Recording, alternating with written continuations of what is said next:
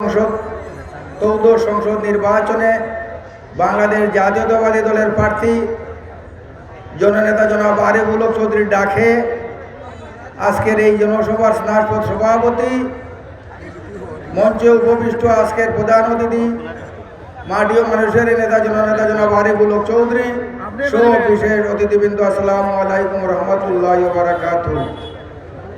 গত 23 ডিসেম্বর এই press club প্রাঙ্গনে গোয়েঙ্গাহাট উপজেলা বিএনপির নেতৃত্বে আমরা আমাদের দলের মনোনীত প্রার্থীর সাথে একাত্মতা ঘোষণা করেছিলাম। এরই ধারাবাহিকতায় আজ 9 ফেব্রুয়ারি আগামী নির্বাচনের সর্বশেষ সভা অনুষ্ঠিত হতে যাচ্ছে গোয়েঙ্গাহাটের মাঠে। আপনারা যারা বিভিন্ন ইউনিয়ন বিএনপি, ওয়ার্ড বিএনপি এবং বিভিন্ন বিএনপি নেতৃবৃন্দ মিছিল সহকারে এখানে এসেছেন, আপনারা এখানে এসেছেন বলেই আমরা নেতা হয়ে এখানে বক্তব্য দিতে পারছি। যদি মাঠ ফাঁকা থাকতো সবাই বলতো আমি দেবো না, আপনি দিয়ে দেন, আপনি দিয়ে দেন, আপনি দিয়ে দেন। তাই আপনাদের এই পরিপূর্ণতা আগামী 12 ফেব্রুয়ারি 4টা পর্যন্ত যেন অব্যাহত থাকে এবং দানের সিটের পক্ষে যেন থাকে।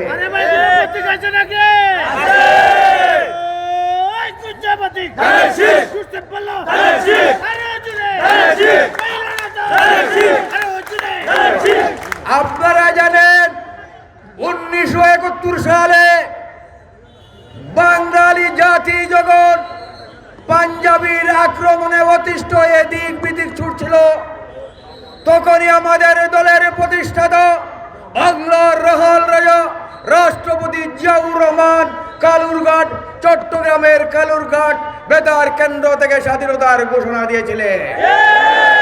সেই নেতার আদর্শে আদর্শিত হয়ে আমরা বাংলাদেশ জাতীয়তাবাদী দল করি। ঠিক না ঠিক? আমাদের দল বীর মুক্তিযোদ্ধার দল।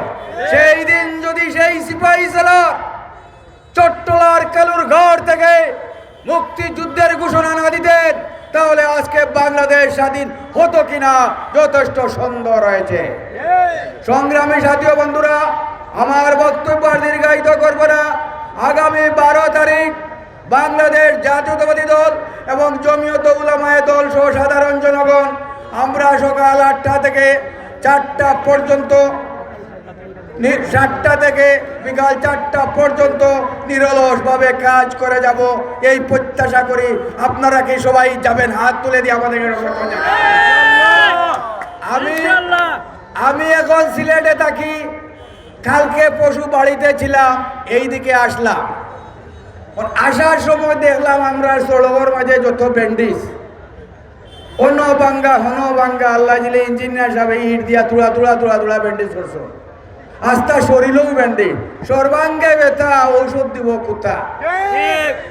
নিশ্চয় অতদিন যে চক্কর দিছন গত 29 তারিখ তনে আজ পর্যন্ত আমরা ক্যান্ডিডেট মহোদয় সিটি মহর জনাব আরিফুল হক চৌধুরী নিশ্চয় তার একবারে তার ভিতরে আইয়া সিসি ক্যামেরার ভিতরে আমরা হামাই গেছি। হামাইছি দি সিসি ক্যামেরার ভিতরে যদি হামাই যায় আর আল্লাহর হুকুম যদি থাকে, আমরা 12 তারিখ যদি ভোট দিয়া বানাই, তখন সিসি ক্যামেরাটা বাসাত বইয়া খুললে আমরা আর কোনো দাবি দেওয়া লাগতো না। লাগবো নি? সিসি ক্যামেরার ভিতরে হামাই গেছি না নি? তাই বলে যেন যাই অন্য বলে আহম, যেন যাই অন্য বলে আহম। বলা না কথাটা? এই আহমগুলা ঘুরা হইতো, বিভিন্ন কাম কাজ হইতো। আমরাও ক্যান্ডিডেট আসলাম, ভাগ্যত নাই তাইন ভাই সন্তানদের সমর্থন দিছে আল্লাহ রব্বুল আলামিনে। আমরা আশা তার মাধ্যমে কিতা করতো, আল্লাহ পুরা করতো। তাই অবহেলিত জনপদ যেন আর অবহেলিত না থাকে। সিটি কর্পোরেশনের মেয়র আসলা, আলহামদুলিল্লাহ। এটা 3টা 4টা ইউনিয়ন যত গান আয় তোর ঠিক অত গান 5 ইউনিয়নের বেশি না। ও ভাই মাতলে তোরাই হোক। সিটি কর্পোরেশনের মেয়র সাহেব আসলা, 5 ইউনিয়নের বেশি আয়তন না।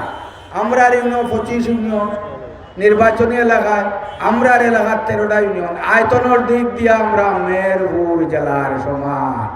জানেন কা? তা আল্লাহর বাসাইয়া আল্লাহ যদি বানায় কাম কাজ করুন জানো ফুস্টারও থাকলে ফুস্টার হারিলা ওই যে কিতাব ইনপুট দিছে হারি যা কিতাব হারি যা কিন্তু হৃদয়ে যদি থাকে এগুলো খেয়েও নিতে পারে না তা আশা করি আগামীতে যে আল্লাহ ভাস করুন আর গোয়াইনঘাট জনতা কোম্পানিগঞ্জের মানুষের হৃদয়ে হামাই জিতা পারুন আর কোনটা হরেও কর না পারুন মরলে আমরা হল তো মজা যাইব হাসালি না মিশা পরিশেষে আপনার সুস্বাস্থ্য এবং আগামীতে আল্লাহ নির্বাচিত করুক এবং আমরা খাম কাজর তৌফিক দো বলো গা আমিন আসসালামু আলাইকুম রহমতুল্লাহ ওয়া বারাকাতুহু সংগ্রামী উপস্থিত